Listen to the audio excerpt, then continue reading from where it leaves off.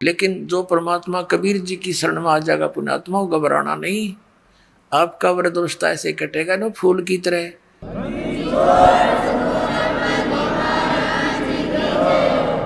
लेकिन जब तक सत भक्ति नहीं करते वो दुखी रहा करें। लेकिन फिर भी वृद्धावस्था तो वृद्धावस्था ही है, ये तो दुख तो है ही, कष्ट है, लेकिन परमात्मा की शरण में हल्का हो जाएगा, ये 30 भड़क कम लगेंगी। तो कहने का भाव यह कि फिर वो भक्ति करके यहाँ से पीछा छुटवाना है। तो वो व्यक्ति यहाँ दोनों कष्टों से खूब परिचित है, जन्म और मरण के दुख को और वृद्धावस्था के, इसलिए वो केवल जरा और मरण से ही छुटकारा पाने के जो प्रयत्न कर रहे हैं, वो व्यक्ति तत्ब्रह्म से परिचित हो चुके हैं, तत्ब्रह्म से ही, गॉड है, उस परमात्मा से और सारे अध्यात्म ज्ञान से, सब कर्मों से कि ये क्या चक्कर है, स्वर्ग में गए फिर आगे, फिर राजा बने फिर गधा बन गए, व्हाट इज दिस। तो ये परिचित हो चुके हैं, वो ही उस साधना को कर रहे हैं। तो अर्जुन ने फिर पूछा, हे भगवान 8वें अध्याय के प्रथम श्लोक में कि किम तत्परम, वो तत्परम क्या है, फिर बताओ वो भगवान ऐसा कौन सा है जिसके मैं जहाँ इतना सुख है जिसके पाने के लिए फिर यहाँ की डिमांड सब छूट जाती है। अब देखिएगा, अब यहाँ पढ़ रहे थे ये अंतिम, ये 29वां श्लोक आपने पढ़ा कि जो उस ब्रह्म को, संपूर्ण अध्यात्म को जानते हैं, सब कर्मों को जानते हैं, जो मेरे शरण होकर जरा और मन से छूटने के लिए प्रयत्न करते हैं। तो ये 30वां है, ये कहता जो मुझे जानते हैं तो मेरे को प्राप्त होते हैं, इसका जितना सा यहाँ 8वां अध्याय ये सामने ही है। इसके प्रथम मंत्र में अर्जुन ने पूछा किम तत्ब्रह्म, किम तत्ब्रह्म, किम अध्यात्म, किम कर्म पुरुषोत्तम, अधिभूतम च किम प्रोक्तम, अधिदेवम किम उच्यते। हे पुरुषोत्तम, वह ब्रह्म क्या है, वो तत्ब्रह्म है क्या। अब इसका उत्तर 3रे श्लोक में दिया है, श्रीमद् भगवद गीता के 8वें अध्याय के और 3रे श्लोक में। वह परम अक्षर ब्रह्म है, परम अक्षर ब्रह्म है वो अपना। तो गीता जी अध्याय नंबर 15 के श्लोक नंबर 17 में जो कहा कि उत्तम पुरुष है तू अन्य परमात्मा इति उदाहरत, ये लोग चरम आविषय वर्ती अवैश्वर है, वो उत्तम पुरुष सही परमात्मा श्रेष्ठ भगवान तो इन दोनों से अलग है, भिन्न है, वो कोई और है। और वही तीनों लोकों में प्रवेश करके सबका धारण पोषण करता, जैसे संसार रूपी वृक्ष की जो जड़ है वो मूल मालिक है, सत्य पुरुष है, उससे सबको आहार मिलता है, सबका धारण पोषण करने वाला वही है। तो 8वें अध्याय के अब 3रे श्लोक में स्पष्ट कर दिया कि वो परम अक्षर ब्रह्म है, ये गीता ज्ञान दाता से अन्य है। अपने आत्माओं, अब गीता ज्ञान दाता ने स्पष्ट कर दिया, गीता जी अध्याय नंबर 8 के श्लोक नंबर 13 में कि मेरा तो केवल एक ओम अक्षर है, क्योंकि ये गीता ज्ञान दाता ब्रह्म है। ये देखिएगा श्रीमद् भगवद गीता अध्याय 8 के और श्लोक नंबर 13 में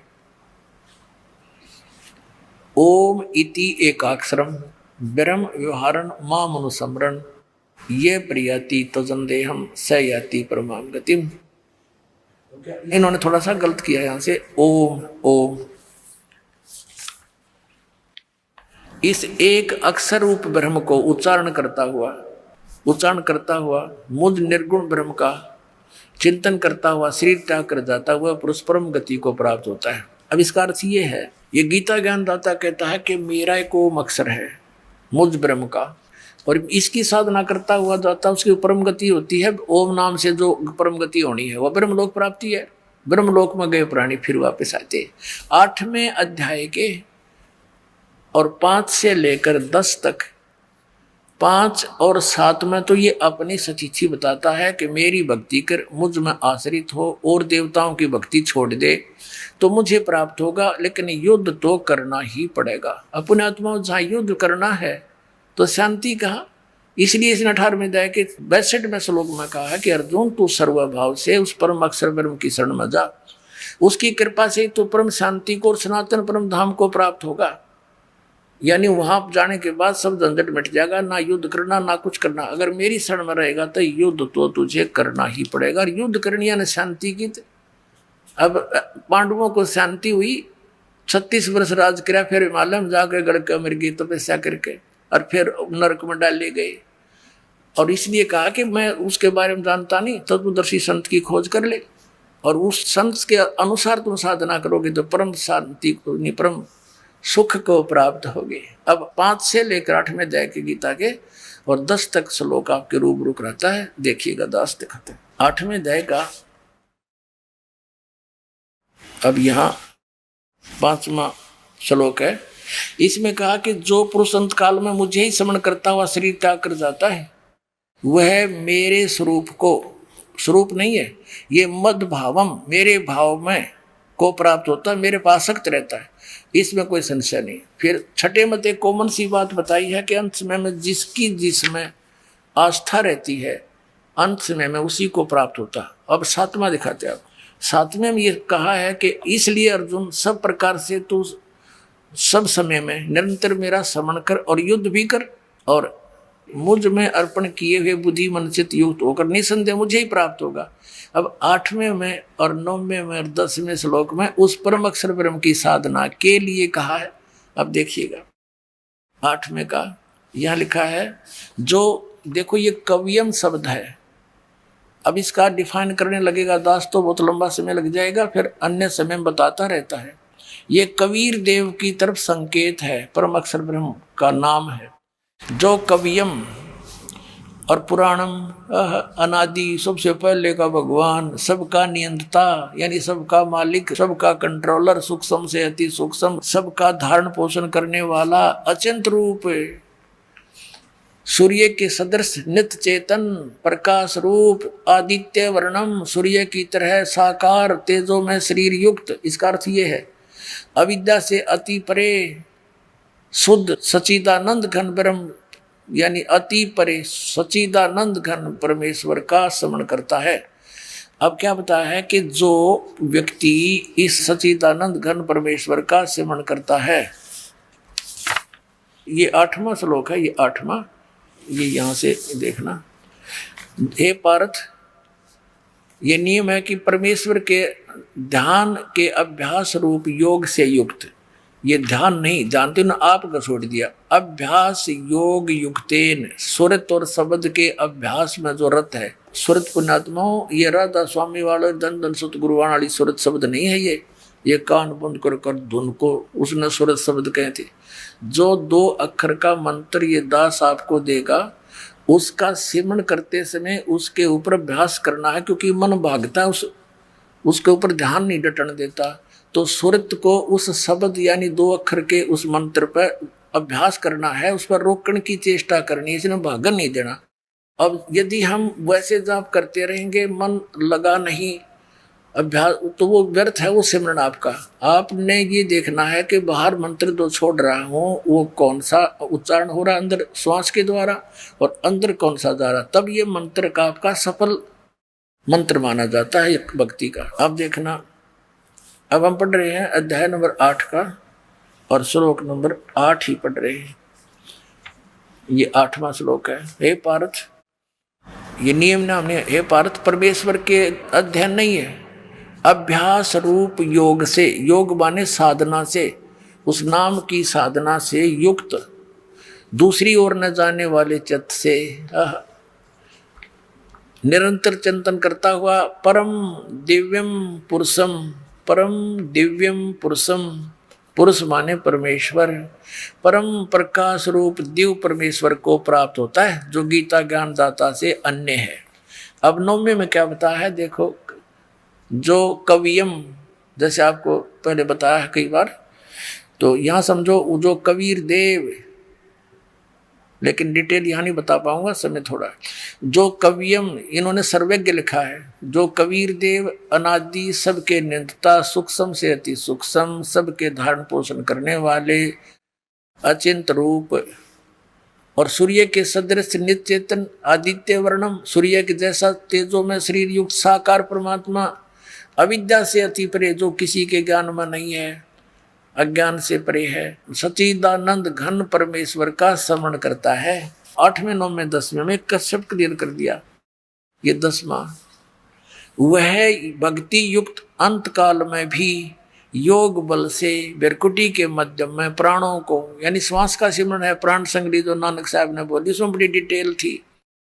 प्राणों को यानी श्वासों को अच्छी प्रकार स्थापित करके फिर निश्चल मन से स्मरण करता हुआ है उस दिव्यम परम पुरुषम, उस अद्भुत परम पुरुष यानी सतपुरुष को, परम अक्षर ब्रह्म को ही प्राप्त होता है।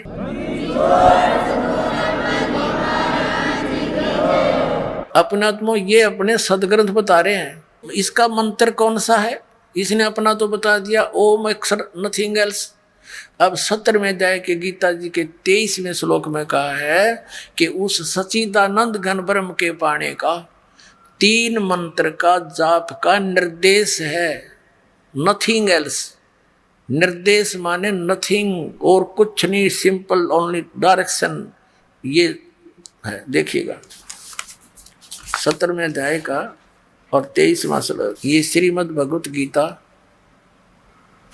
अध्याय नंबर 17 का और श्लोक नंबर 23, यहाँ देखेंगे।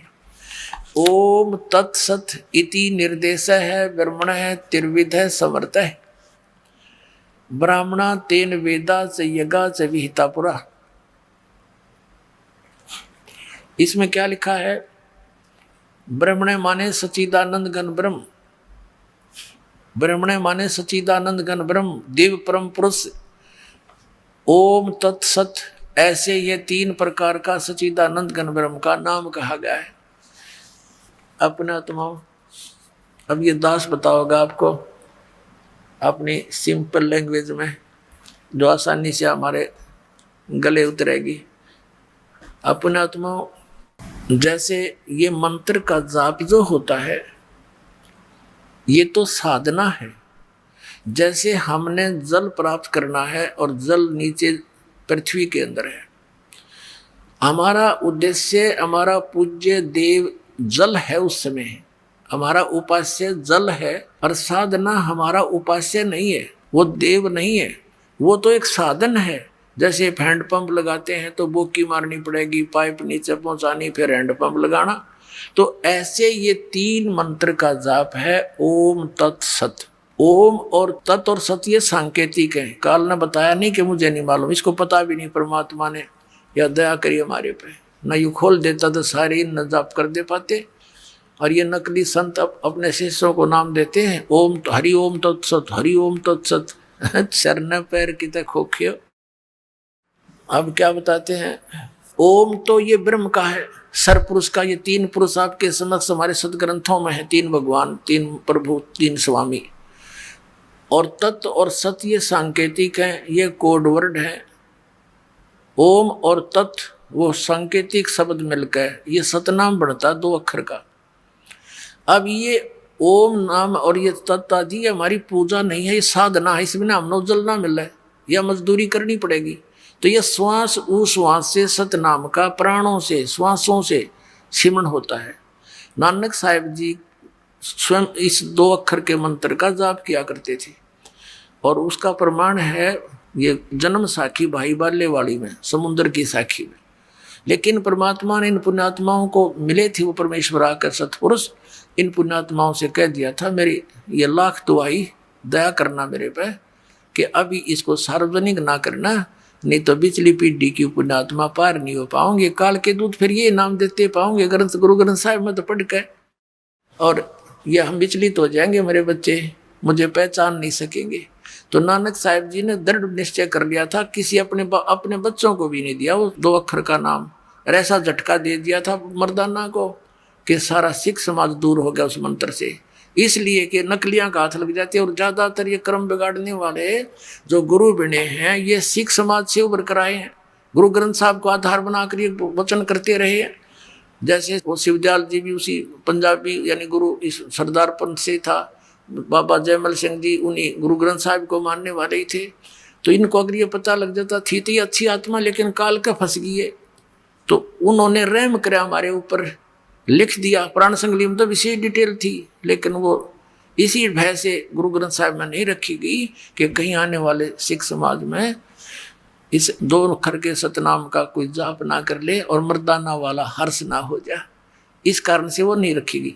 लेकिन ये हमारे ऊपर रहम हुआ कि गरीबदास जी के द्वारा परमेश्वर ने, आदरणीय गरीबदास साहिब जी के द्वारा वह वाणी फिर से सुचारू करवानी पड़ी। फिर सतलोक ले गए, ज्ञान फीड किया उन्होंने, फिर डिटेल के साथ उसमें दोबारा लिख दी, जो दास के हाथ लाएगी। और गरीबदासियान पता नहीं, हुआ बाई नाम देते हैं, उनका मंत्र नहीं पता उनको। ओनली मेरे गुरु जी के अतिरिक्त किसी गरीबदास पंथ में किसी को इस मंत्र का ज्ञान नहीं था, ये सत्य मान लियो। और मेरे अतिरिक्त उन्होंने किसी को दिया भी नहीं ये मंत्र, 3 मंत्र का।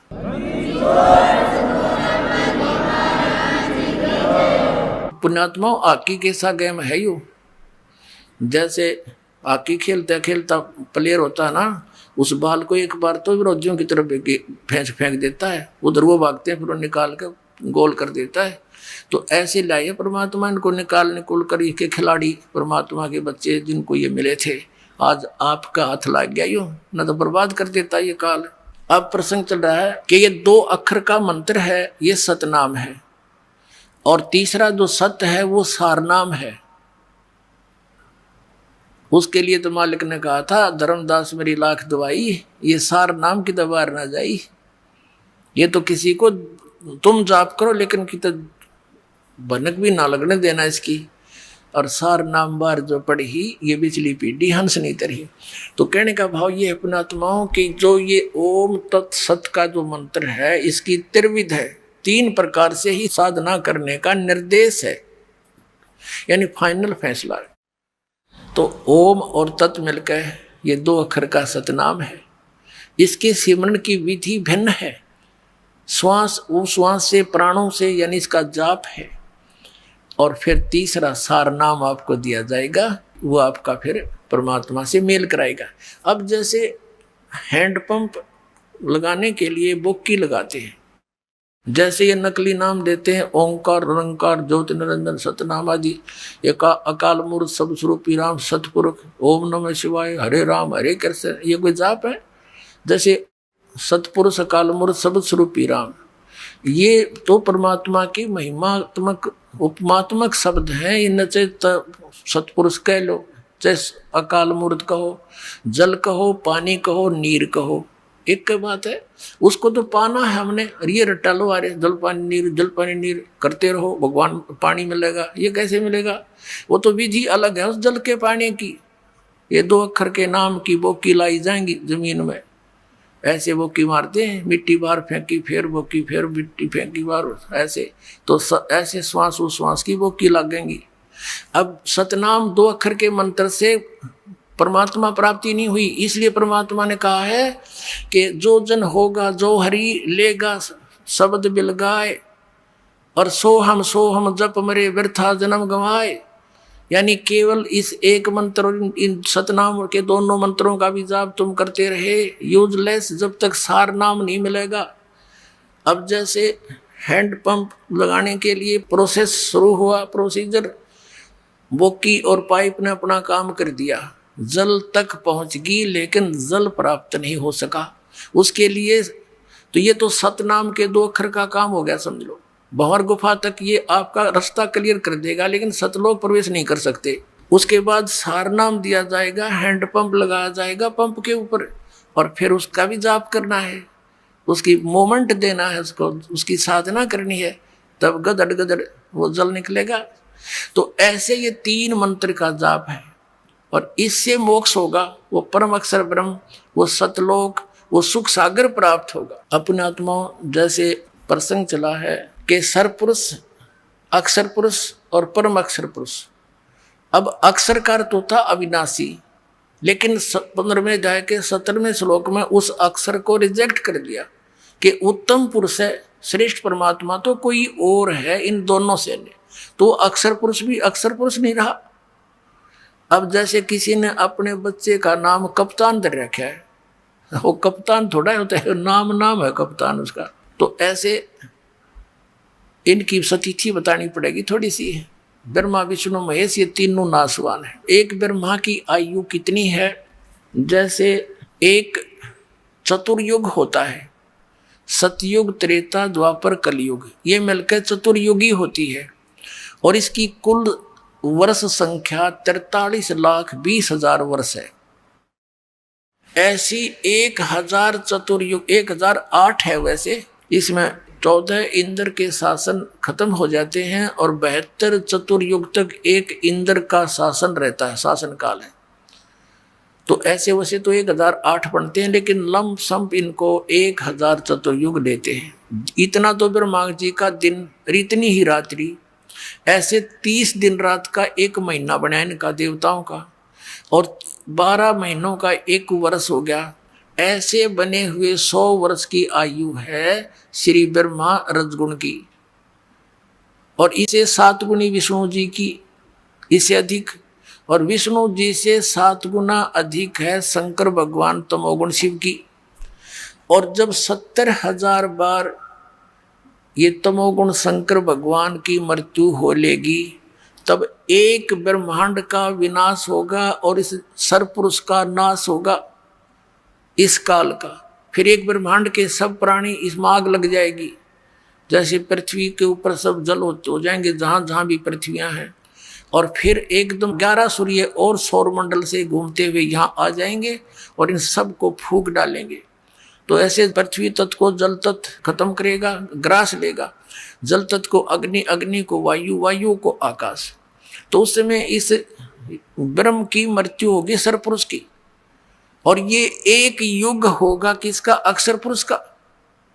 एक युग, ध्यान रखना, क्योंकि ये गणित की रीति से समझना होगा आपने। तो ये सभी प्राणी और ये काल भी, सरपुरुष इनका पिता ब्रह्मा विष्णु महेश का, ये सब नष्ट हो जाएंगे। परमात्मा के विधान अनुसार ये एज इट इज प्राणी सब ऊपर को उठ जाएंगे एकदम। जीवात्मा मरती नहीं, लेकिन उसमें पीड़ा बहुत होती है जब अग्नि लगती है, इसमें सब बुरा हाल हो जाता है। फिर ये ऊपर उठ जाएंगे, ये 5 तत्व यही रह जाएंगे, घूमते रहेंगे सूक्ष्म रूप में। ये ऊपर दूसरे ब्रह्मांड में चले जाएंगे, वहां जाकर फिर दोनों का, दुर्गा और काल का युवा शरीर बन जाएगा। उसके बाद ये अपना फिर ग्रस्त कर्म से या वचनों से फिर धीरे धीरे अपनी सृष्टि वहां दूसरे ब्रह्मांड में प्रारंभ करते हैं। ऐसे चलता है। तो हमने लेना है समय। तो ये जो 70,000 बार त्रिलोकी शिव की मृत्यु हुई, ये एक बार इस काल की मृत्यु हुई। इसके जन्म और कर्म कैसे अलौकिक हैं। ये अपने आप को अजन्मा क्यों कहता है? यहाँ मर गया, वहां परमात्मा के विधान अनुसार इसकी फिर दोबारा युवा शरीर दोनों का हो जाता है, दुर्गा का और इस काल का। लेकिन जन्म मृत्यु है इसकी। उसके बाद ये एक युग हो गया अक्षर पुरुष का। अब ऐसे 1000 युग का दिन अक्षर पुरुष का, इतनी ही रात्रि, 30 दिन रात का फिर एक महीना हो गया, और 12 महीने का ऐसे उसका एक वर्ष बना। ऐसे जो इस गिनती से, इस रीति से जो उनके एक युग बना, 12 महीनों का एक वर्ष हुआ, और 100 वर्ष की आयु होगी अक्षर पुरुष की, उसका भी नाश होगा। फिर देख कितनी लंबी आयु है। 70,000 बार शिव मर लेगा, एक ब्रह्म की मृत्यु होगी, वो इस अक्षर पुरुष का एक युग होगा। और ऐसे 1000 युग का दिन, इतनी रात्रि, और फिर 30 दिन रात का महीना, 12 महीने का एक वर्ष, और 100 वर्ष की आयु अक्षर पुरुष की, और फिर भी मृत्यु होगी। इसलिए इसको अक्षर भी लिखकर नासवान कहा गया है। एती उम्र बुलंद मरेगा अंतरे, क्यों? क्योंकि सतगुरु लगे न कान, न भेंटे वो संतरे। ओए होए, इतनी लंबी उम्र भी होगी तो भी तेरी अंत में मृत्यु होगी। कारण क्या है कि तुझे वो तत्वदर्शी संत नहीं मिले, और मिले तो तुमने मानी नहीं। जैसे पहले परमात्मा के मिले किनको? आदरणीय धर्मदास साहिब जी को, आदरणीय मलुकदास साहिब जी को, आदरणीय नानक साहिब जी को, आदरणीय दादू साहिब जी को, आदरणीय गरीबदास साहिब जी गांव छुड़ानी जिला दद्दर हरियाणा वाले को, आदरणीय घीसा दास जी गांव खेकड़ा जिला मेरठ उत्तर प्रदेश वाले को। इन्होंने वही डंडोरे पीटे थे, पर मानना नहीं कोई। उनके जाने के बाद ग्रुप जरूर बन गए उनके पीछे, लेकिन उन्होंने क्या बोला था अपनी वाणी में, उसके निकट भी नहीं कोई समाज ये सत्कर मान। अब क्या हुआ? अब क्या बताया कि एती उम्र बुलंद मरेगा अंतरे, सतगुरु लगे न कान, न भेंटे वो संतरे। ओहे, अब आपको दास जहां से स्टार्ट किया था वहीं आता है। मन तू चल रे सुख के सागर, जहाँ शब्द सिंधु रत्नागर। इस नमक की बोरी में तो सुख खोज रहा है काल के लोक में, वो सुख सागर बूरा की बोरी सतलोक चल, वहाँ मिलेगी। वहाँ जाने की विधि बता दी, ये तरीका है संत, पूर्ण संत की खोज और पूर्ण संत की पहचान, और इस 3 मंत्र का जाप तुझे सतलोक ले जाएगा।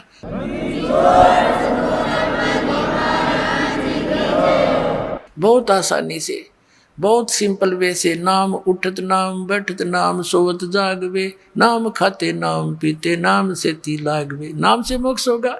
कलयुग केवल नाम आधारा, सुमर सुमर नर उतरो पारा। कलयुग में जीवन थोड़ा है, कर ले वेग सुधार। और ये हठ योग 2.5 घंटे सुबह 2.5 घंटे सामने, या कोई तरीका मूर्ख बना रखे। कहते ये योग साधना बने नहीं, केवल नाम आधार। नाम इनके नकली सारे, इन्हें वो कहीं की ईंट कहीं का रोड़ा। हरियोरा दास स्वामी वाला ने एक कुणबा जोड़ा। अब झूठे मंत्र कहीं से सिर ले लिया, किसी का पैर ले लिया, भगवान निराकार 5 काल नाम के, और दुनिया मूर्ख बना के बैठा दी। तो पुण्यात्मा अब ऐसे मिलेगा वो भगवान जिन महापुरुषों ने परमात्मा पाया, उनके इतिहास में लिखा, ये 2 अक्षर का नाम जपया उन्होंने। गरीबदास साहिब जी ने कति क्लियर लिखा हुआ है, और गरीबदास साहिब की वाणी इतनी पॉपुलर नहीं बनी, इसलिए ये गुप्त रह गया। और नानक साहिब जी की वाणी तो उसी समय पैरेलल ही लिखी गई थी 200 वर्ष के बाद, और वो तो बहुत पॉपुलर हो गई थी, जन जन पढ़ने लग गया, उसमें तक खोज लेते। वह भी दया हुई दाता की, इसलिए उन्होंने अलग से प्राण संगली बनाई थी, और एक राजा को कसम खवा दी थी कि मेरा शरीर है, इसको तू संभाल के रखना मेरे बच्चों के लिए, इसको देना नहीं किसी अन्यायी ऐसे व्यक्ति को जो बर्बाद कर दे। लेकिन वहाँ फिर काल का दाव लग गया। मर्दाना को झटका देना जरूरी था कि कई आगे चल के इसका जाप ना कर लें। और 5वें गुरु अर्जन देव जी ने सोचा भी मर्दाना के साथ ऐसी घटना घट गई थी, इस नाम के जाप करने थे, 2 अक्षर के थे। इसलिए प्राण संगली में तो बहुत डिटेल थी, उसने जल प्रवाही कर दी वह सारी। वो तो एक निकाल ली किसी संत ने, उसने ये कसम दिला दी कि जो आप कहना चाहते हो उसको हम अलग रख देंगे, उनको शेष वाणियों को हम पढ़ लेंगे। ऐसा ही कर दिया गया। वो प्राण संगली का अर्थ क्या है, जो श्वास के द्वारा पूरी डिटेल बताई गई थी कि ऐसे सिमरण करना है, इस मंत्र को ऐसे जपना, इसको ऐसे जपना है। जो भी हुआ मालिक की दया से ठीक हुआ। अब गरीबदास साहिब ने क्लियर कर रखा उसमें, ये 2 अक्षर का मंत्र जब श्वास से, श्वासा पारस भेद हमारा, जो खुद जैसो उतरे पारा। तो ये पॉपुलर हुई नहीं, अरे इसी पंथ में दास को शरण मिली, और इससे ही निकल कर बाहर आया, और यह संसार में फैला दिया परमात्मा का तत्व ज्ञान, और मोक्ष होगा।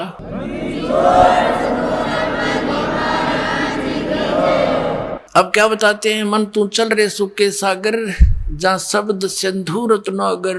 ओहो, अब क्या बताते हैं, सुख सागर किसे कहते हैं। जैसे कभी कभी इस दास के साथ तो बहुत बार होती है, अकेला बैठा हो, अंदर से एक ऐसी हिलोर तरंग उठती है कि चाहे किसी ने कितना बुरा दास का कर रखा है, कभी उसके प्रति द्वेष नहीं आता उस समय। और ऐसा लगता है सब अपने से लगते हैं, काहे के लिए हम ऐसा करते हैं, काहे के लिए हम ऐसा कर रहे हैं। सब इतने प्यारे से लगते हैं, टोटली कोशिश करके भी उनके प्रति द्वेष नहीं बनता। और वो लहर जब समाप्त हो जाती है कुछ क्षण के बाद, ज्यों का त्यों खचड़ा फिर भर जाता है, ये कर दूंगा वो कर दूंगा, उसने ऐसे कर दिया ऐसे कर दिया। तो परमात्मा कहते हैं वो कैर की लहर आ गई, फिर वह मेर की लहर तो एक के थोड़ी देर की थी। तो कहते हैं वह शंखों लहर मेर की उपजे, और कहर नहीं जा कोई, दास गरीब अचल अविनाशी। वो सुख का सागर सोई, वो सचखंड सतलोक, वहाँ परमात्मा रहता है। मनुष्य सदृश शरीर है, उसके एक रोम को करोड़ सूर्य मिला दे, करोड़ चंद्रमा, ऐसा उसका रूप है। और सभी आत्माएं वहाँ साकार रूप में, हंस रूप में, उनका 16 सूर्य जितना तेजों में शरीर, सुंदर शरीर बन जाता है। ये नाड़ी और इस हाड चाम से बना हुआ शरीर नहीं है, वो नूर तत्व से बना हुआ है। और सारी व्यवस्था वहाँ पर बाग बगीचे, सदा बाहर वृक्ष हैं, कोई काम नहीं करना, निष्कर्म में प्राप्त होती है मोक्ष। वहाँ पर बिना काम के वहाँ मिलता है। तो क्या बताते हैं, मन रे तू चल रे सुख के सागर, जहाँ शब्द सिंधु रत्नागर। शब्द अर्थ अविनाशी की तरफ, क्योंकि शब्द नष्ट नहीं होता, जैसे शब्द स्वरूपी राम यानी वो अविनाशी परमात्मा, तो वहां पर मोक्ष तेरा भंडार है, वो मोक्ष का वहां कभी अंत नहीं। मोक्ष यानी अमरत्व का अंत नहीं। सागर जैसे समुद्र में जहां तक भी देखो वहां तक जल ही जल दिखाई देता, जब 200 किलोमीटर चला जाता है इंसान जहाज में बैठ के, दूसरी वस्तु दिखाई नहीं देती। ऐसे उस परमात्मा के सतखंड के अंदर सुख ही सुख, सुख ही सुख, वो सुख सागर, सुख का समुद्र है। फिर क्या बताते हैं, यदि तू यहाँ कुछ ढूंढ रहा है सुख, या तो नमक की बोरी है। कोट जन्म तन भर मत होगे, कुछ ना हाथ लग्या रे, कुकर सुकर खरव्या बोरे, कौआ हंस बुगारे। कोटि जन्म तू राजा की, ना मिटी न मन की आशा, भिक्षक ओके दर दर घूम लिया, मिला न निर्गुण रासा। इंद्र कुबेर ईश की पदवी, ब्रह्मा वरुण धर्मराया, विष्णुनाथ के पुर को जाके तू फिर भी वापस आया। इंद्र कुबेर ईश की पदवी है, ब्रह्मा वरुण धर्मराया और विष्णुनाथ के पुर को जाकर तो फिर भी वापस आया। इंद्र कुबेर इन ब्रह्मा विष्णु महेश की पदवी भी तुमने कई बार पाली, और फिर मृत्यु यही बिरान माटी दुर्गति तुम्हारी फिर हो रही है। तो क्या बताते हैं, असंग जन्म तन मृत्या होगे, जीवित क्यों न मरे रे, द्वादश मधुमैल मठ बोरे, बहुर न दे धरे रे। ओए होए, अभी तक सभी 10वें द्वार के ही गीत गा रहे हैं ऋषि, मैं ऋषियों तो लेकर राधा स्वामी और धन धन सतगुरु जितने आज तक के पंथ है। और परमात्मा कहता हो तो 12वें द्वार में मालिक पाओगा। 12वें द्वार को पार करके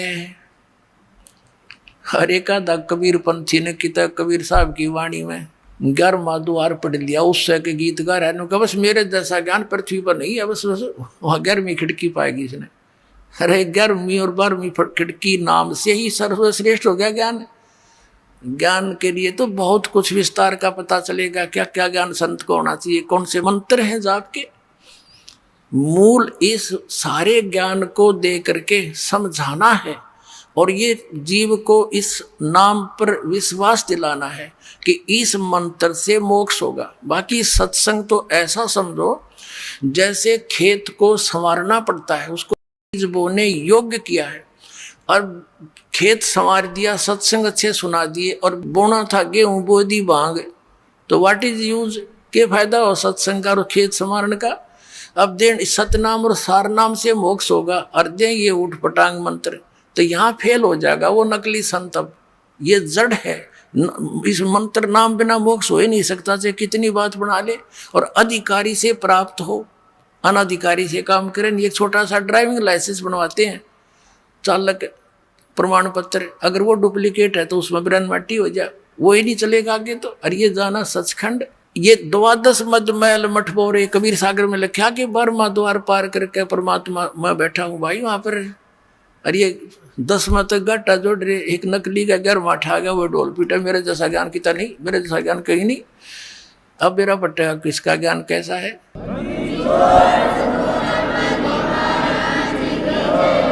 कहते हैं और ज्ञान सब ज्ञानड़ी, कबीर ज्ञान सब ज्ञाने, जैसे गोला तोब का अब करता चले मैदाने।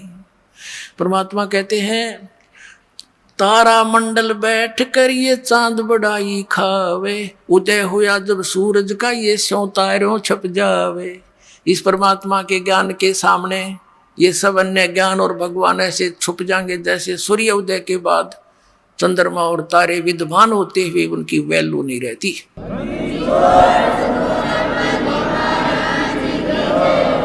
कोट जन्म तन भर मत होगे, जीवित क्यों न मरे रे।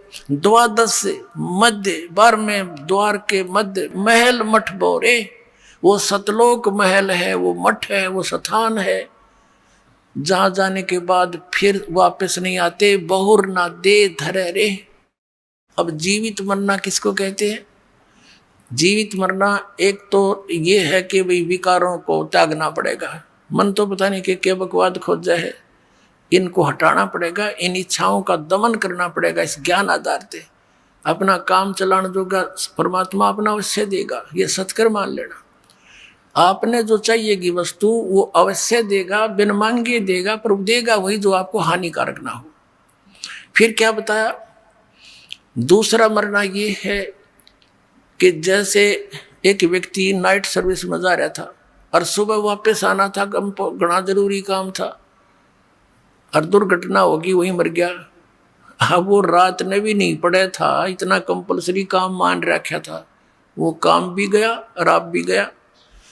तो जब आप सत्संग की तरफ चलो तो ये सोच लो कि मान लिया आज मेरी मृत्यु हो जाए, क्योंकि मन तो पता नहीं कितने टांग अड़ाया करे, ये बिगड़ जाएगा, नूर रह जाएगा, बिगड़े तो इस बिना गा उस बिना, तो फिर मालिक फिर संवार देगा जब थोड़ा बहुत बिगड़ भी गया था। वैसे तो परमात्मा की तरफ दो चाल्या है ना हृदय से, उनके काम बिगड़े नहीं, बने बनाए पाया करें, ये सत्कर मान लेना। अब मान लीजिए नो सोच ले भाई मृत्यु हो जा, जब तक यह मौत याद नहीं रहेगी ना आपके, आप भगवान के सफर पर चल नहीं सकोगे, या याद रखनी पड़ेगी।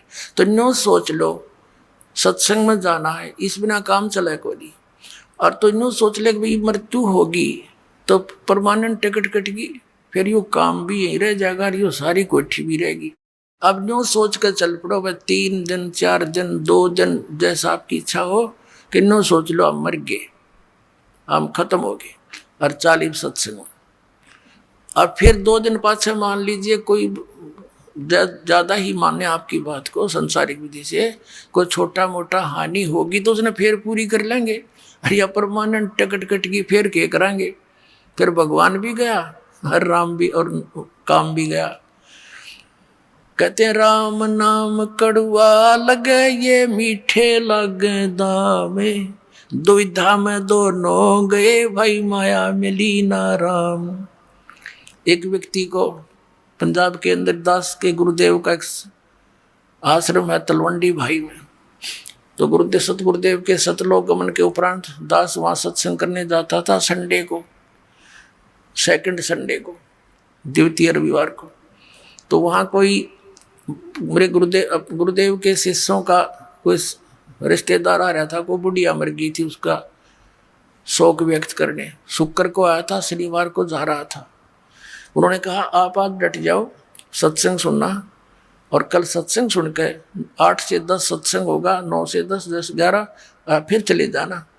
वो कहने लगा मैंने बहुत ज़रूरी काम है और कल संडे है, मेरा एक पार्टी से एग्रीमेंट होना है जिसमें मुझे 5 लाख का लाभ होगा उस कंट्रैक्ट में। उन्होंने काफ़ी कहा कि कोई बात नहीं, कल आवेंगे वो 2 बजे, तू क्या आवेंगे 2 बजे, फोन कर देंगे धीरे धीरे, और चले जी 11 बजे सत्संग समाप्त हो जाता है, 3 घंटा रास्ता है 4 का। वो बोला तुम्हें क्या मालूम, मुझे बहुत हानि हो जाएगी। वो मान्या नहीं, 4 बजे से शनिवार को चल पड़ा। अम्बाला के पास आकर जीटी रोड पर एक ट्रक खड़ा था भरा हुआ बजरी का, उसके व्हील निकाल रखे थे, बैक सारे पिछले व्हील और जैक ला रखा था। उसने तो 5 लाख दिखाई दिए थे, नो पंजा कितना टक्के था गाड़ी का, है नो करूँगा व्यवस्था करूँगा पार्टी की। वो सीधा ठोक दिया ट्रक के अंदर। 4 सदस्य थे घर के, चारों गाड़ी में, और ट्रक के झटके से वो जैक निकल गया, झटके मर लिए होंगे चलता वो, फिर पूरा ट्रक लोडी ट्रक उसको उनका ऊपर गिर गया, चारों मर गए। अब चाट ले उस 5 लाख के एग्रीमेंट ने। परमात्मा कहते हैं राम नाम कड़वा लागे मीठे लागे दाम, और दुविधा में दोनों गए माया मिली ने राम। तो यहाँ परमात्मा कहते हैं असंग जन्म तना मरत्या हो गए, जीवित क्यों नाम रह रे, ये 12 मद महल मठ बोरे बोर ना दे धरे रे, दोजक भिस्त सभी ते देखे राजपाट के रसिया, और 3 लोग से तरपत नाई यो मन भोगी खसिया। ये मन की इतनी गंदी आदत है, यदि कोई एक सरपंच बन जाता है, नो सोचा चेयरमैन बनो, चेयरमैन बन जाता है तो नो सोचे एमएलए की बात बने, एमएलए बन जाता है तो नो सोचे मंत्री बनूं तो बात बने ना, तो क्या फायदा एमएलए में, मंत्री बन जाए सोचे मुख्यमंत्री बनो जब चौधर पाके, अब मुख्यमंत्री बन के न सोचे प्रधानमंत्री बनूं जब जय जयकार हो। इतने टिकट कट ले गधा संतरी बना पाओ, फिर कितने क्या कुत्ता संतरी बड़ा सैर पर टेक रहे। अब परमात्मा ने बताया कि जो काम करने का था उसके आसपास भी कोई ना। कहते हैं दोजक भिष्ट सभी ते देखे राजपाट के रसिया, और 3 लोक से तृप्त नाही ये मन भोगी खसिया। फिर यह निष्कर्ष देते हैं लास्ट की 4 पंक्तियों में कि सतगुरु मिले तो इच्छा बेटे, यानी कोई परम संत मिलेगा तो ये काल की ये काट देगा परों को, ये बकवाद कर रहा है। सतगुरु मिले तो इच्छा मेटे, पद मिल पदे समाना, और चल हंसा उस लोक पठाऊं जो आदि अमर अस्थाना। कहते सतगुरु मिले तो इच्छा मेटे, पद मिल पदे समाना। गीता जी अध्याय नंबर 15 के श्लोक नंबर 4 में कहा कि तत्वदर्शी संत की प्राप्ति के पश्चात परमेश्वर के उस परम पद की खोज करनी चाहिए, जहां जाने के बाद साधक फिर लौटकर कभी संसार में नहीं आते। तो ये जो संतों की अमर वाणी है, ये वो सूक्ष्म वेद है, और इसका समझना बालकों का काम नहीं था। ये दास पर बेर करी परम पिता परमेश्वर कबीर साहब ने, परमेश्वर ने, तभी इनके गूढ़ रहस्यों का ज्ञान दास के हृदय में भरा। यहाँ पद मिल पदे समाना 2 पद हैं। इन दोनों के यहाँ अर्थ कैसे हैं? पद का अर्थ है पद्धति, वे ऑफ वर्शिप, पूजा की पद्धति सही मिले, और फिर वो पद समाना, फिर वो पद मिले अमर पद, जहां जाने के बाद फिर लौट कर नहीं आते। यानी सही पद्धति मिले भक्ति की विधि, और फिर वो परम पद पावे। कहते हैं सतगुरु मिले तो इच्छा मेटे, पद मिल पदे समाना, और चल हंसा उस लोक पठाऊं जो आदि अमर अस्थाना।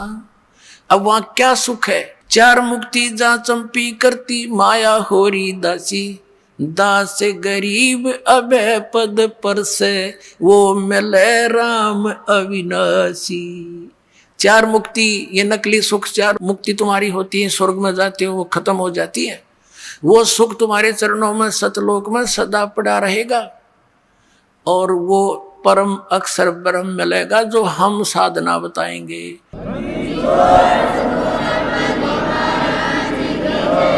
वह बूरा की बोरी मिल लगी आपको फिर वहां सतलोक में। बोलो सतगुरुदेव की जय हो। परम पिता परमात्मा पूर्ण ब्रह्म सर्व सृष्टि रचनहार कबीर देव जी, कबीर परमेश्वर जी की असीम कृपा से आप पुण्यात्माओं को ये सत्संग सुनने का सुअवसर प्राप्त हुआ।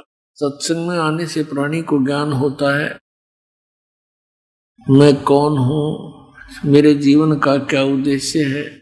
सत्संग में आने से ज्ञान होता है। राम नाम रटते रहो जब तक घट में प्राण, कब हो तो दीन दयाल के भनक पड़ेगी कान। राम रटत कोड़ी भलो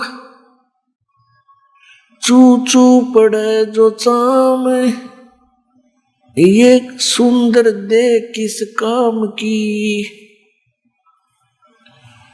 जा मुख नाही नाम। राम रटत दारिद्र भलो टूटी घर की छान, वो कंचन महल किस काम के, जहाँ भक्ति नहीं भगवान। राम रटत कन्या बलि साकिट बलो न पूत, छेरी के गल में गलथना जिसमें दूध न मूत। राम रटत दारिद्र भलो टूटी घर की छान, वो सुंदर महल किस काम के, जहाँ भक्ति नहीं भगवान। सत्संग में आने से पता चलता है कि यदि इस मनुष्य जीवन का कोई उद्देश्य है मूल, तो परमात्मा पाना, परमात्मा की भक्ति करना। और जिन दुखों को हम प्रतिदिन यहाँ देखते हैं पशु पक्षियों के साथ, कैसी इनकी हालत है, और फिर मनुष्य जीवन में हम कितने सुखी हैं। हम सुखी नहीं हैं, लेकिन परमात्मा कहते हैं झूठे सुख को सुख कहे ये मान रहा मनमोद, ये सकल चबीना काल का। कुछ मुख में कुछ गोद। पुण्यात्माओं, आज का ये जो सत्संग समारोह चल रहा है,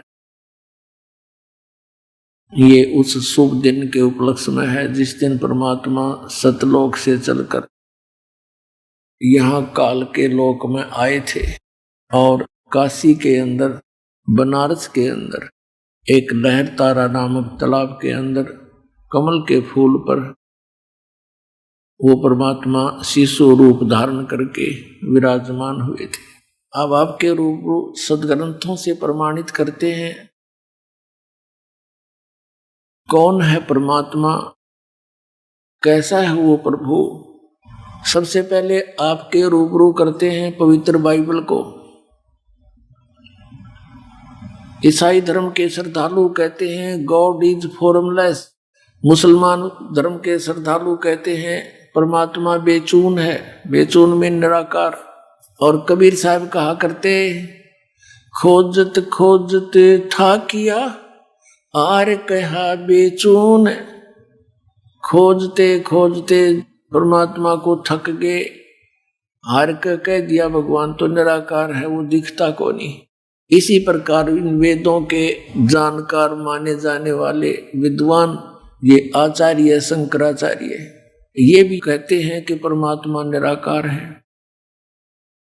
अपनात्माओं, ये हमारे हिंदू धर्म के जो आचार्य हैं साथ में ये क्या कहते हैं कि परमात्मा मूलभूत रूप में तो निराकार है और जब वो पृथ्वी पर आता है से शरीर साकार हो जाता है, जैसे श्री कृष्ण श्री राम रूप में, और वैसे मूलभूत वो निराकार है। तो इसको कहते हैं अज्ञान, लोक वेद, दंत कथा। इन धर्म गुरुओं से ये पूछा जाता था कि ब्रह्मा विष्णु महेश की भी जन्म मृत्यु होती है, तो ये कहते थे नहीं, भगवान शंकर और भगवान विष्णु की कोई मृत्यु नहीं होती है। अजन्मा है, सर्वेश्वर है, महेश्वर है, सर्वशक्तिमान है। और चारों वेद भगवान विष्णु की ही महिमा गाते हैं। ये समागम चल रहा है कि परमात्मा सतलोक से चलकर आते हैं। तो दास इस सत्संग के माध्यम से ये दृढ़ करना चाहेगा कि परमात्मा का आगमन पृथ्वी पर कैसे हुआ कलयुग में। जब तक हम भगवान को नहीं पहचानेंगे पुण्यात्मा, हम भक्ति कर नहीं सकते, चाहे कितनी बात बनावा। और जब हमारे हृदय में ये दृढ़ हो जाएगा कि ये है भगवान, और फिर दास वो समाधान बताएगा जिससे जिन महापुरुषों का मोक्ष हुआ और जिनको आप मानते हैं कि ये महान आत्मा पार हो गए, उन्होंने कौन सी साधनाएं की थी, कौन से मंत्र जाप किए थे, फिर तो बात खत्म होगी। और वही हमारे सदग्रंथ बता रहे हैं कि इन मंत्रों का जाप करना चाहिए, नथिंग एल्स, और कुछ नहीं। और जिन महापुरुषों ने परमात्मा पाया उन्होंने वही नाम जाप किए। और कौन है परमात्मा, कहाँ प्रमाण है उसका, कैसा है वो भगवान, बस फिर तो सब कुछ शंका खत्म होगी। केवल फिर परमात्मा की भक्ति शेष रहेगी। फिर तो उठते बैठते चलते फिरते जैसे बस में जा रहे हैं, 2-3 घंटे का सफर है, ट्रेन में जाते हैं 24-24 घंटे 48-48 घंटे सफर करते हैं भक्त यहाँ आने और जाने वाले। इस नाम का जाप चलते फिरते बस में, ट्रेन में, अपनी गाड़ी में, खेतों में मजदूरी करते समय, आते जाते, जितना भी समय मिले मालिक ने याद रखे, अपना काम भी करे, राम भी बजे, एक पंथ दो काज। जैसे इस दास को जब ये ज्ञान हुआ, ये मंत्र मिला, जैसे कभी बस में जाना होता चंडीगढ़ साइड में, रोहतक से लेकर चंडीगढ़ के 4 घंटे कम से कम लगते, बैठ कर बस की सीट पे और अपना टेक कर उस अगले वाले डंडे से सिर और मंत्र करता जाता, ना दूसरे तो बात करनी। आइए अब हम उन श्रद्धालुओं के अनुभव जानते हैं जो जगत गुरु तत्वदर्शी संत रामपाल जी महाराज जी से दीक्षा प्राप्त कर चुके हैं तथा उनके द्वारा बताए गए भक्ति मार्ग पर चल रहे हैं। बहन जी नमस्कार। नमस्कार जी। क्या नाम है जी आपका? रमा शर्मा। कहाँ से आए हैं जी आप? गांव सुनी, जिला शिमला, हिमाचल प्रदेश। संत रामपाल जी महाराज से नाम दीक्षा आपने कब ली? 16 जून 2018। संत रामपाल जी महाराज से नाम दीक्षा लेने से पहले आप क्या भक्ति साधना करते थे? मैं आम भक्ति करती थी जैसे सारे लोग करते।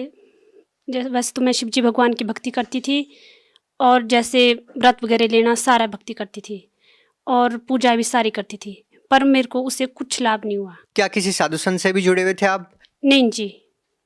संत रामपाल जी महाराज से नाम दीक्षा कैसे ली? कैसे मालूम चला आपको संत रामपाल जी महाराज के बारे में?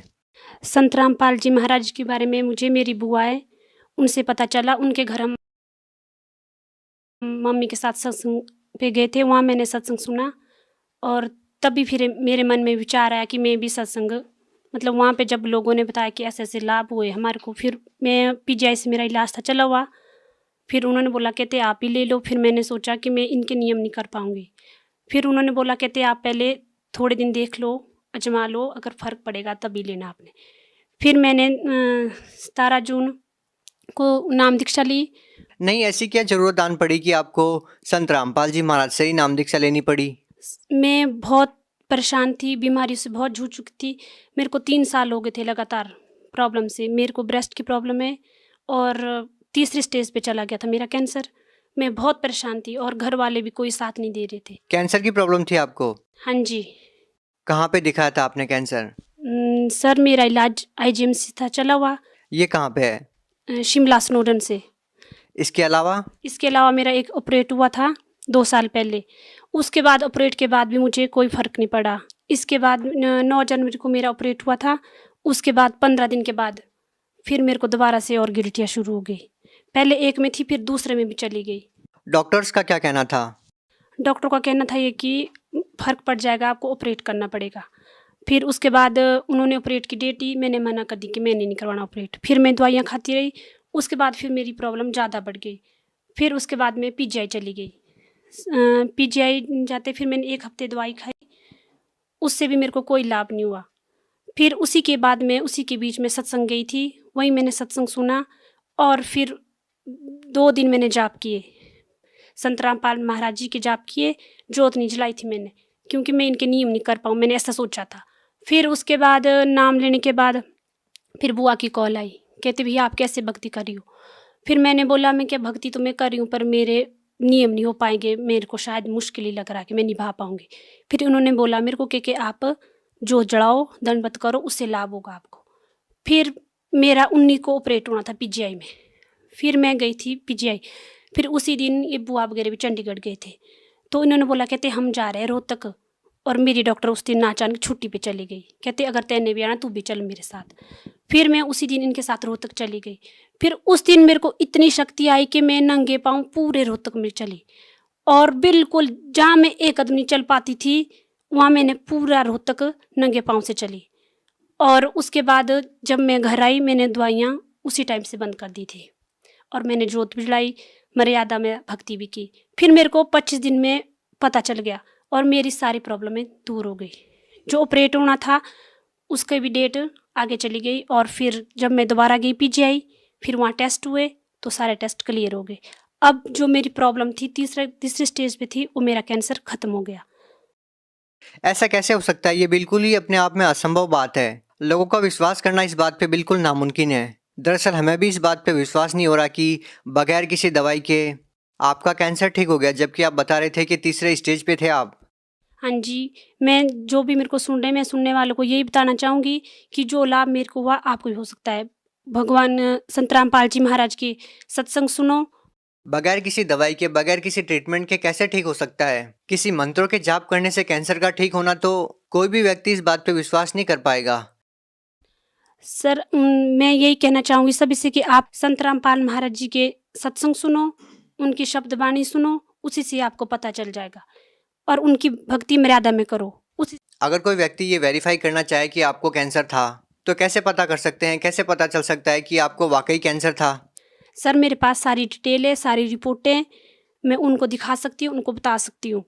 सर ये मेरी अल्ट्रासाउंड की रिपोर्ट है, जो मेरा पेट का अल्ट्रासाउंड हुआ था। मेरे पेट में बहुत बड़ी प्रॉब्लम थी, और संत रामपाल जी महाराज की शरण में जाके मेरी ये प्रॉब्लम सॉल्व हुई है। उसके बाद मेरे जो ब्रेस्ट में प्रॉब्लम थी 3 साल से चली हुई, ये उसकी क्लियरेंस की रिपोर्ट है, ये उसका अल्ट्रासाउंड है। इसमें मेरे सारे टेस्ट है, जो भी मेरे टेस्ट हो इसकी सारी रिपोर्ट है, ये सारे ठीक है और मेरा शरीर अब बिल्कुल ठीक है। मैं सभी सुनने वालों को यही संदेश देना चाहूँगी कि आप एक बार संत रामपाल जी का सत्संग सुनो और उनकी ज्ञान गंगा पुस्तक पढ़ो और जीने की राह पढ़ो, उससे आपको खुद ही अनुभव हो जाएगा। उन डॉक्टर से मिल सकते हैं हम? क्या किसी डॉक्टर का नाम याद है आपको? हाँ जी, पहले मेरा शुरू से डॉक्टर बनर्जी से इलाज चला हुआ था रिपन में, फिर उसके बाद आईजीएमसी, फिर पीजीआई में डॉक्टर दिव्या में मेरे डॉक्टर थे, वहीं से मेरा इलाज चला हुआ था। पर अब मेरी सारी दवाइयाँ 7 महीने से सब कुछ बंद है और मैं बिल्कुल ठीक हूँ। मैम, डॉक्टर्स का क्या कहना था जब उन्होंने दोबारा टेस्ट किया तो? उनका ये रिएक्शन था कि ये तो चमत्कार हो गया, ऐसे कैसे हो सकता है। हालांकि मैंने उनको ये बोला कि मैंने दवाई कंटिन्यू खाई है सर, बाकी मैंने कुछ नहीं बोला। आपने डॉक्टरों को झूठ बोला कि आपने दवाइयाँ खाई है, लेकिन आपने कोई भी दवाइयाँ नहीं खाई थी। खाई थी मैंने 17 जून से ही दवाई खाना बंद कर दी थी, तब से मैं एक भी गोली नहीं खाई हूँ और अभी तक बिल्कुल ठीक हूँ। लाभ मेरे को बहुत हुए हैं सर से, संत रामपाल महाराज जी से। पेट में पेन थी वो भी ठीक हुई है, ऑपरेट हुआ था पेट का, वो भी सक्सेस रहा। उसके बाद मेरा जो दूसरा ऑपरेशन होना था ब्रेस्ट का, वो भी नहीं हुआ। लेकिन वो लोग तो बहुत हैरान हो जाएंगे जो लोग ये कहते हैं कि वो संत तो जेल में है, वो दूसरे लोगों को क्या लाभ देगा, जबकि आपका तो कैंसर ठीक हुआ है। आप क्या कहना चाहेंगे इसके बारे में? इस बारे में यही कहना चाहूँगी कि आप संत रामपाल जी महाराज जी का सत्संग सुनो, उनकी ज्ञान गंगा पुस्तक है, जीने की राह है, उन पुस्तक को पढ़ो, उसी से आपको ज्ञान हो जाएगा। और क्या आपको ये भी लगता है कि संत रामपाल जी महाराज जी की शरण में आप नहीं जाते और किसी दूसरे संत की शरण में जाते तो भी आप ठीक हो सकते थे? नहीं, मैं कभी ठीक नहीं हो सकती थी, क्योंकि मैंने बहुत पूजाएं की, बहुत जादू टोना बहुत था, उसका निवारण भी किया, बहुत कर्जा किया हुआ लोगों से इसी के लिए ताकि मैं ठीक हो सकूं, पर मेरे को कहीं से लाभ नहीं मिला। संत रामपाल जी की शरण जाने से मेरा परिवार, मेरा शरीर सब कुछ ठीक है, मेरे बच्चे सब कुछ ठीक है। नहीं तो मेरे घर में रोज लड़ाइयाँ झगड़े और मैं रोज कभी कहाँ दर्द कभी कहाँ दर्द, उन सब से मेरे को छुटकारा मिला। मैं सभी सुनने वालों को यही संदेश देना चाहूँगी कि आप संत रामपाल जी की शरण में जाओ, उनके जो नीचे पट्टी आती है वहाँ पे नाम पढ़ो, फ़ोन नंबर लो, ज्ञान गंगा पुस्तक लो, जीने की राह लो, उसमें पढ़ो, उसी से आपको खुद पता चल जाएगा। देखिए, बहुत सारे ऐसे लोग हैं जो कैंसर से पीड़ित हैं और वो लाखों रुपए पानी की तरह बहाते हैं, लेकिन फिर भी उनका इलाज नहीं हो पाता, ठीक नहीं हो पाते हैं वो। लेकिन आपको तो केवल मंत्र जाप करने से लाभ मिल गया। आप उन लोगों को क्या कहना चाहेंगे जो लोग अभी भी कैंसर से पीड़ित हैं? मैं उन लोगों को ये संदेश देना चाहूँगी कि आप सच्ची भक्ति करो, सत्संग सुनो, गुरुजी संत रामपाल जी महाराज के शब्द वाणी सुनो, उसी से ही आपको लाभ हो जाएगा। मैंने भी 2 दिन सच्चे मन से शब्द उच्चारण किया था, मंत्र जाप किया, उसी से मेरे को 25 दिन में लाभ मिला। तो लास्ट में हम आपसे पूछना चाहेंगे कि क्या अभी भी आपका संत रामपाल जी महाराज में उतना ही विश्वास है? हाँ जी, वैसा नहीं, उससे ज़्यादा विश्वास है। जब मेरा शरीर पूरी तरह ठीक हो गया, जब 7 महीने पहले मेरी इतनी स्थिति थी कि मैं 3 महीने लगातार बिस्तर में थी, यहाँ तक कि मैं जॉब भी नहीं जा पाती थी। जब से मैंने नाम दीक्षा ली, तब से मैंने जॉब भी ज्वाइन शुरू की दोबारा से, और अपने बच्चों के लिए हर एक तरह से खाना भी नहीं बनता था मेरे से, कुछ भी नहीं होता था। उसके बाद मैं हर एक काम करती हूँ और जॉब भी जाती हूँ। जी, धन्यवाद। धन्यवाद सत साहिब जी।